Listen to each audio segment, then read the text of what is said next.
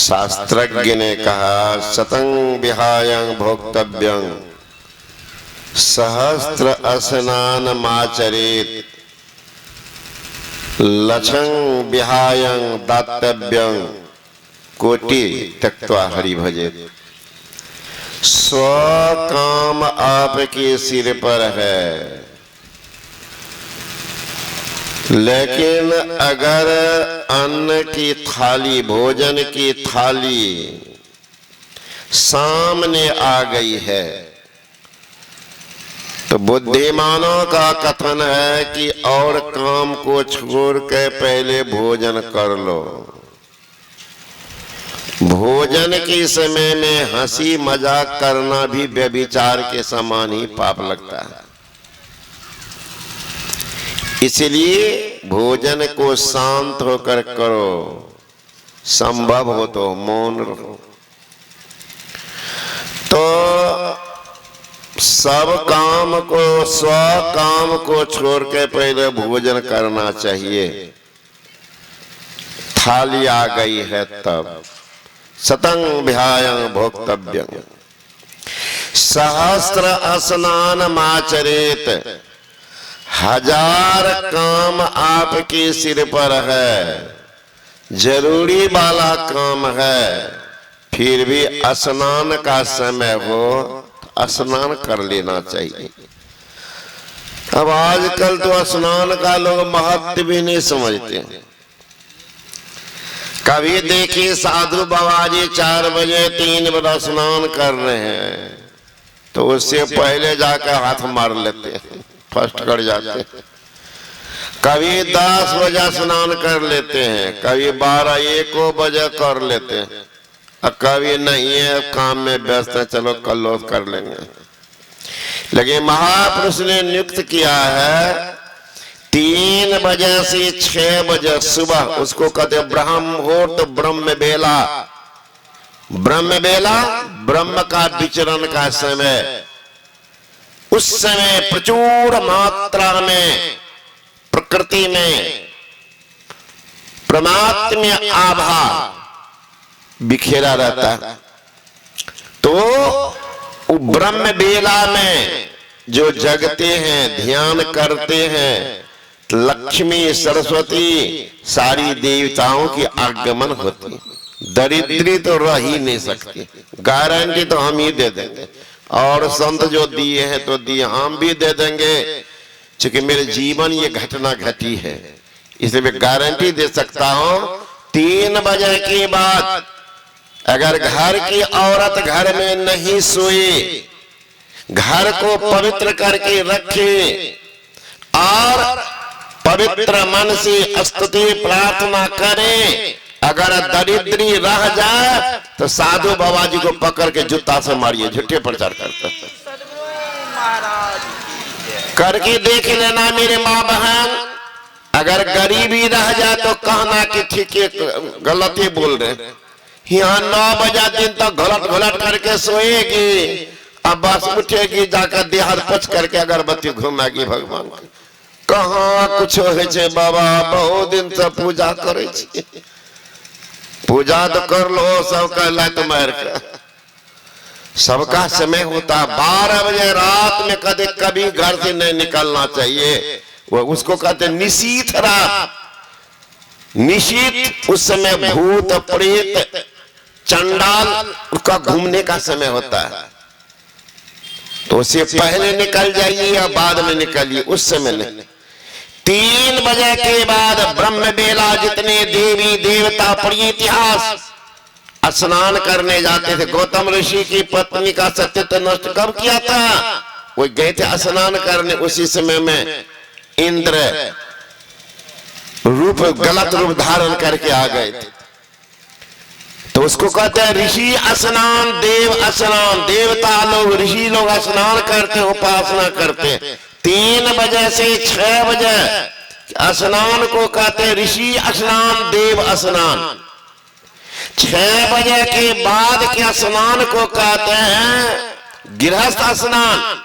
खेत जाते हैं, दुकान जाते हैं, नौकरी पर जाते हैं, थक सा जाते हैं, तब तक सूर्य की किरण पानी पर पड़ने के कारण सूर्य में पानी में गर्मी आ जाती है, स्नान करते हैं तो हरासमेंट समाप्त होता है, फिर स्नान ध्यान करने में मन लगता है। तो 3 बजे से 6 बजे का स्नान को ऋषि स्नान, देव स्नान कहते हैं।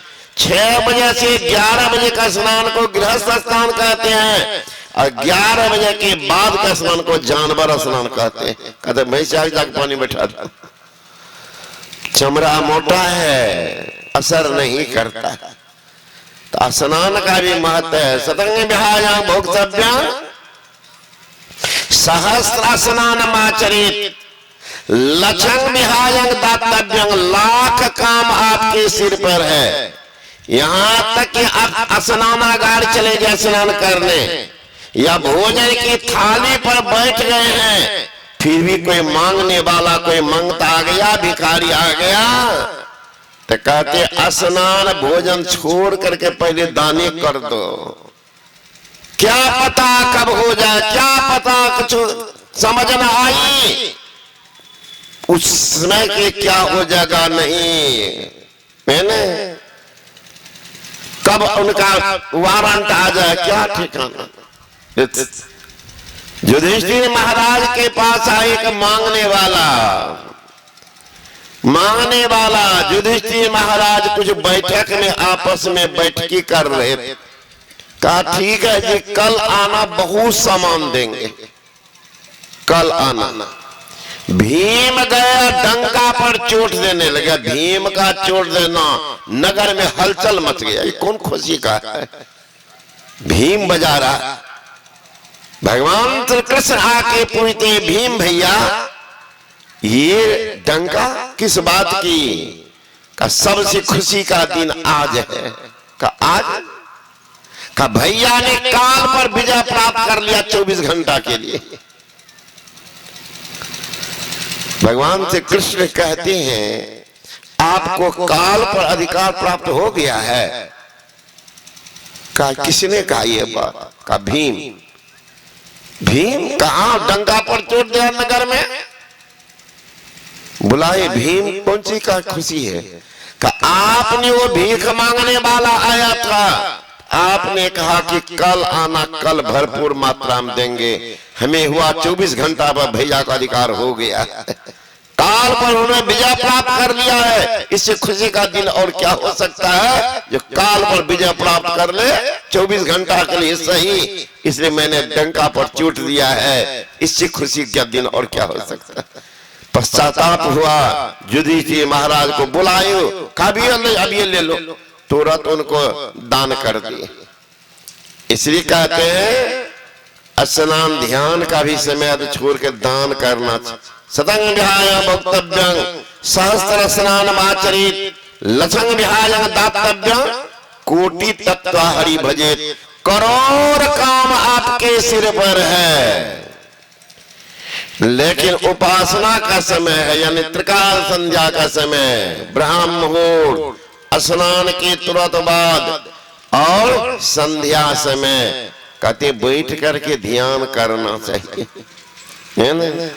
अगर आप ध्यान भजन नहीं कर रहे हैं, अब भोजन कर रहे हैं, तो भोजन करना आपका कैसा है? हराम का भोजन, हराम का भोजन कर रहे हैं। संत यारी साहब ने कहा बिना बंदगी से आलम में खाना तुझे हराम है रे।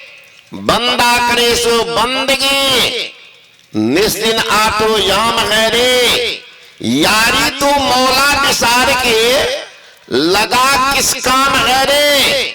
जीते जी कुछ कर लो बंदगी, आखिर गौर मुकाम है रे। गौर कहते कब्र को, का आखिर तो तुम्हारा निवास कब्र में होगा, कब्र में। इसलिए बिना भजन के भोजन भी करते हो, हराम का भोजन करते हो। आप कहते फुर्सत नहीं मिली, फुर्सत भोजनों के लिए फुर्सत मतलब, तब ना समझेंगे बहादुरी। खाने में तो कहिएगा ये फलनी माँ घर में गरम बन एकदम, खाने में होशियार है, भजन में फुर्सतें नहीं है। ये कायर आदमी का काम है। ये कायर की परिभाषा। प्रतिज्ञा ले लीजिए, जिस दिन हम भोजन नहीं करेंगे, भजन नहीं करेंगे, भोजन नहीं करेंगे। ये हुआ। अब ये तो हम लोग आ रहे हैं जहां से, मात्र एक नौजवान प्रतिज्ञा ले लिया, इन लोगों से कम उम्र का, कि जब तक सत्संग पूरा नहीं होगा भोजन करेंगे। किया ही नहीं 2 दिन तक, है ना? शरबत पी लेता था, भोजन नहीं करता था। और उनकी भावना देखिए, रोता था लड़का, ये हमने जीवन में कुछ किया था ऐसा। एक आदमी ने जिला अधिवेशन, बांका जिला अधिवेशन, अभी वहीं से आ रहे हैं। ऐसे धरती नहीं चलती महाराज। कायर एक से एक है, तो एक से एक ज्ञानी भी है, एक से एक कंजूस है, एक से एक दानी धर्मात्मा भी है। तब पृथ्वी चल रहा, बैलेंस है, बैलेंस। सोच सकते हैं तो आप भी प्रतिज्ञा लीजिए, जिस दिन भोजन करेंगे तो भजन करके करेंगे, अब भजन नहीं करेंगे तो भोजन नहीं करेंगे। उपास रह जाइए। आज भगवान का भजन नहीं किए। जो नियमित रूप से रहते हैं उनका संग भगवान दे देते हैं। God helps those who helps themselves. ईश्वर उनकी सहायता कर देते। एक फकीर था, पहुंचा हुआ फकीर, पंचवक्ती नमाज पढ़ता था।